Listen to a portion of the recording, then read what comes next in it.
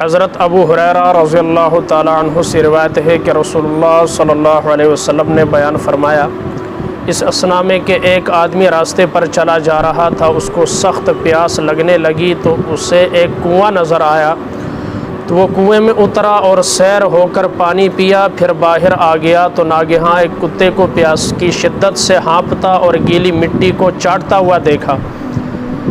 تو اس وقت آدمی نے دل میں کہا، بخدا اس کتے کو بھی ایسی ہی سخت پیاس لگ رہی ہے جیسے مجھے لگ رہی تھی۔ وہ کنویں میں اترا اور اپنے چرمی موزے میں پانی بھرا، پھر اس کو اپنے منہ سے پکڑا یہاں تک کہ اوپر چڑھ آیا اور کتے کو پانی پلا دیا۔ تو اللہ تعالیٰ نے اس شخص کی اس ہمدردی کی قدر فرمائی اور اس کے گناہ معاف فرما دیے۔ تو اس پر صحابہ نے دریافت کیا، اے اللہ کے رسول صلی اللہ علیہ وسلم، کیا جانوروں کے ساتھ ہمدردی کرنے میں بھی ثواب ملتا ہے؟ تو حضور صلی اللہ علیہ وسلم نے فرمایا، ہر جاندار کے ساتھ ہمدردی کرنے میں ثواب ملتا ہے۔ اور بخاری کی ایک روایت میں آیا ہے کہ اللہ تعالیٰ نے اس آدمی کی اس ہمدردی کی قدر کی اور اس کی مغفرت فرما دی اور اس کو جنت میں داخل کرنے کا حکم فرما دیا۔ اور بخاری و مسلم دونوں کی ایک روایت میں اس طرح آیا ہے، اس اثنا میں کہ ایک کتا پیاس کی شدت سے ایک کنویں کے چاروں طرف گھوم رہا تھا کہ بنی اسرائیل کے ایک پیشہ ور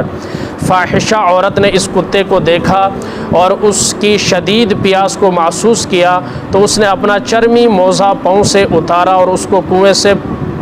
پانی بھر کر نکالا اور اس پیاس سے کتے کو پلا دیا۔ تو اللہ تعالیٰ نے اس کی اس ہمدردی کی قدر فرمائی اور اس کی مغفرت فرما دی۔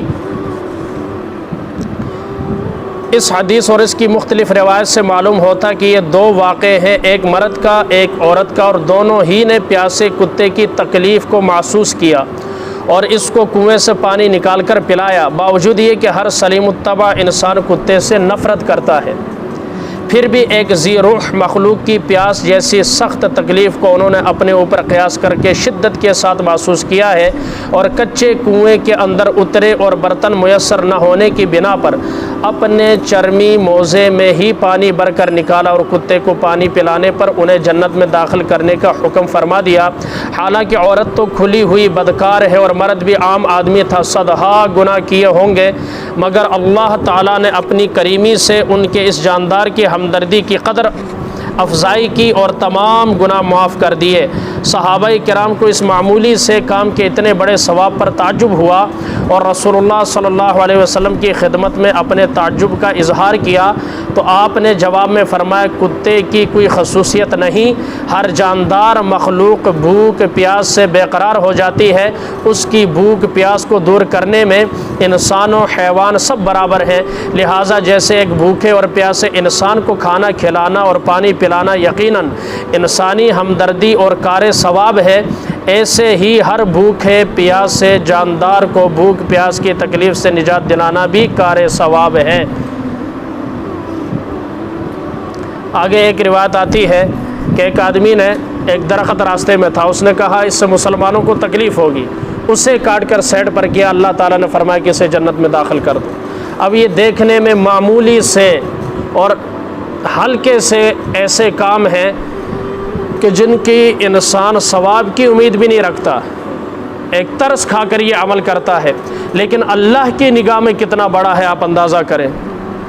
یہ تو ہوا ایک جاندار کے ساتھ جو اشرف نہیں ہے، کتا حلال بھی نہیں ہے، کوئی فضیلت والا جانور بھی نہیں ہے، لیکن اس پر ترس کھانے کی اللہ رب العزت نے اتنی قدر کی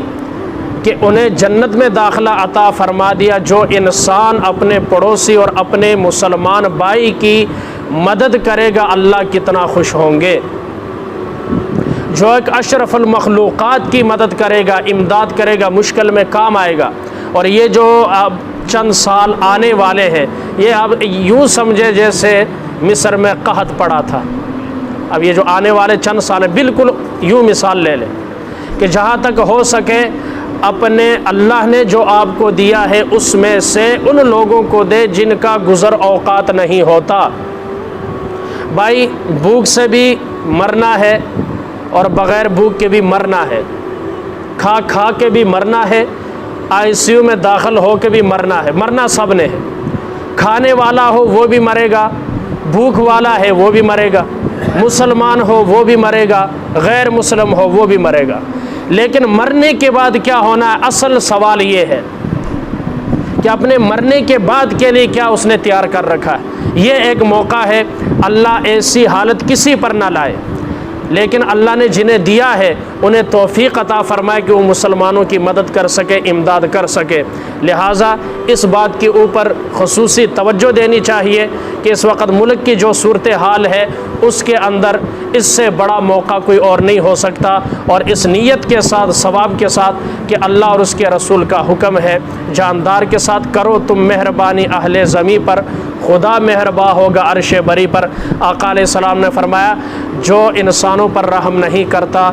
زمین والوں پر رحم نہیں کرتا، آسمان والا ان پر رحم نہیں کرتا، جو زمین والوں پر رحم کرتا ہے آسمان والا ان پر رحم کرتا ہے۔ آقا علیہ السلام نے ارشاد فرمایا الخلق عیال اللہ، مخلوق اللہ کا کنبہ ہے، اور جو اللہ کے کنبے کے ساتھ اچھائی کے ساتھ، حسن سلوک کے ساتھ، حسن اخلاق کے ساتھ پیش آتا ہے، اللہ بھی اس کے ساتھ ایسا ہی معاملہ فرماتے ہیں۔ اگر ہمارے گھر والوں کے ساتھ ہم موجود نہیں ہیں، کوئی اچھا سلوک کرے، ہمارے گھر کی حالت اچھی نہیں تھی، کوئی راشن دے گیا، جب ہم واپس آئیں پتہ چلے کتنا خوش ہوں گے۔ اس بندے کا ہم احسان نہیں بلا سکتے۔ یہ ساری کائنات کس کا کنبہ ہے؟ اللہ کا کنبہ۔ لیکن پھر وہ منفی باتیں میں نہیں کروں گا، آج اسی پر رہتے ہیں۔ ہمیں احساس کرنا چاہیے اور جتنا ہو سکے ہم کریں، کیونکہ جو انسانوں کا احساس کرتا ہے، کیا فرمایا؟ جو بھوکے کو کھانا کھلائے گا اللہ جنتی کھانا کھلائے گا، جو پیاسے کو پانی پلائے گا اللہ شراب طہور جنت کا پانی پلائے گا، اور جو ننگے کو کپڑے پہنائے گا اللہ ریشم اور دبیز والے جو ہے کپڑے اس انسان کو پہنائے گا۔ کتنی بڑی فضیلت ہے یار۔ مثلا میں اپنا پرانا جوڑا دیتا ہوں، دیا تو ہے نا، ہے تو کپڑا، نیا پرانے کی قید نہیں ہے، لیکن اس کے بدلے میں جنت کا تو آپ کو وہ مال ملے گا جو سیکنڈ ہینڈ نہیں ہوگا۔ جنت لنڈے کا نام نہیں ہے، اوریجنل ایک برانڈ کا نام ہے۔ یہاں تو یہ ہوتا نا وہاں کے پہنے ہوئے لاتے اور بڑے ہوئے شیخیاں بکھیرتے، ایسا نہیں ہے۔ وہاں جو چیز ملے گی اس سے پہلے کسی انسان اور جن نے اسے ٹچ نہیں کیا ہوگا۔ اللہ ہم سب کو وہ عطا فرمائے، اور ایک دوسرے کا اڑوس پڑوس میں دائیں بائیں اور اپنے علاقے میں غربا پر نظر رکھ کر ان کا احساس اپنے اندر بیدار کرنے کے اللہ ہر مسلمان کو، ہر صاحب ایمان کو اور ہر انسان کو ہمت اور توفیق عطا فرمائے۔